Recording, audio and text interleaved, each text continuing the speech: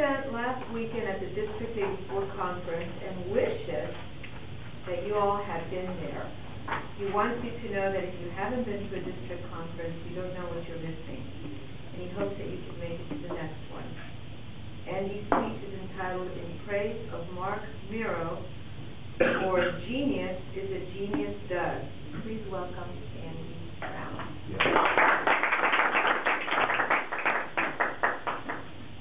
Thank you, Madam Toastmaster. And just for the record, that was genuine is as genuine does. And there's a reason for that. So make yourself comfortable. When I tell you about my friend Mark Miro, you may have heard of Mark Miro. His name may be moving from the back of your mind to the front of your mind. You're asking yourself, how do I know that name? Friends and fellow Toastmasters, indulge me for a bit while I don't perorate and I tell you about Mark Miro is a world champion professional wrestler, the WWF, the WCW, and he was voted Rookie of the Year when he was only 30 years old. He was a millionaire. He had multiple luxury mansions, luxury cars. He had more celebrity friends than he could count, and he had a beautiful trophy wife. And one day, Mark lost it all. And when I say he lost it all, I mean Mark lost every single thing a man could possibly lose in his life, including his own. He almost lost his own life. Almost took his own life. But fortunately for us and the world, Mark had such a strong intelligence and such a strong sense of right and wrong that he made a better choice. Since that moment of that day, Mark has dedicated his life to helping others. I heard about Mark a long time ago. I've been hearing about him for a long time. Mainly because he was this celebrity that lived in Oviedo. Now, I'm not into professional wrestling, never was, but I was always curious for the simple fact that there are not a lot of celebrities that live in Oviedo. I even think I remember seeing him walking into the Old World's Gym a couple of times. And many years later, a friend of mine, out of the blue, started talking about him. Mark Miro is such an awesome guy. I want to work for Mark Miro.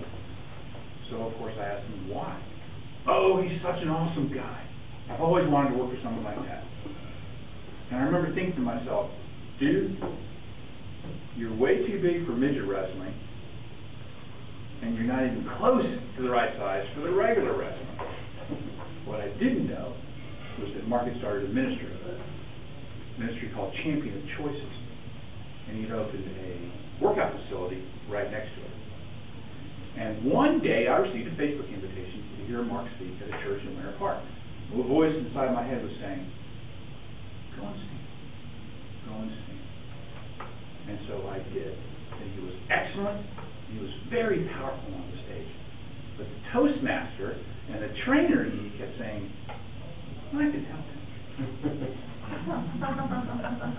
So believe it or not, I called him. And I left a message. I said, hello, Mark. My name's Andy Brown. You don't know me, but I can help you. And lo and behold, he called me back and said, hello, Andy. I don't know you, but I think I'd like your help. And a friendship was born.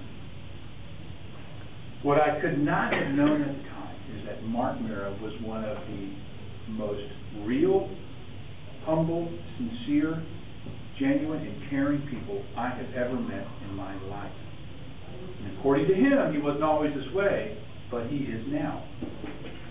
Mark started his Champion of Choices ministry to find a way to connect with middle schoolers and high schoolers who are at risk. Give them a role model and the strength to make the right choices. In fact, it's around the corner on Douglas. The most outcast, ugly, alone, and afraid of them approach Mark and are instantly transformed by the energy of his love and acceptance.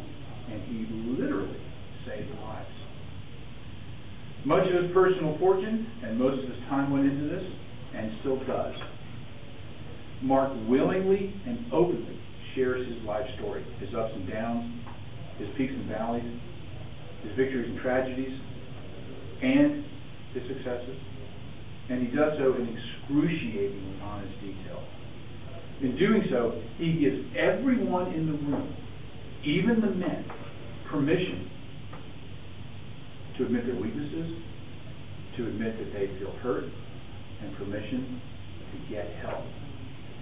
They look at this man who most of them know from his macho He-Man character days, and who is still in almost mythical physical shape. They hear him allowing his emotion to bubble up, and they see him allowing his tears to flow, and they think, if a person like that can feel this way, then it must be okay for me. And as powerful as his work is, he has a hard time even asking for donations. 100% goes to his ministry, and he knows it because he doesn't personally need it, and to witness the genuine gratefulness when someone makes even a small donation affirms the passion, conviction, and caring of this man. Most importantly, Mark Muro's life has been transformed and dedicated to Jesus Christ. He is constantly working to bring people to him or to get them to make him a bigger part of their life. And with all of his celebrity, I call Mark a true friend who calls me when I have been so busy that I haven't been around, just to make sure that I'm okay. And like all of my other true friends, I feel great when he calls. But I have a feeling Mark feels that way about everyone. Madam President.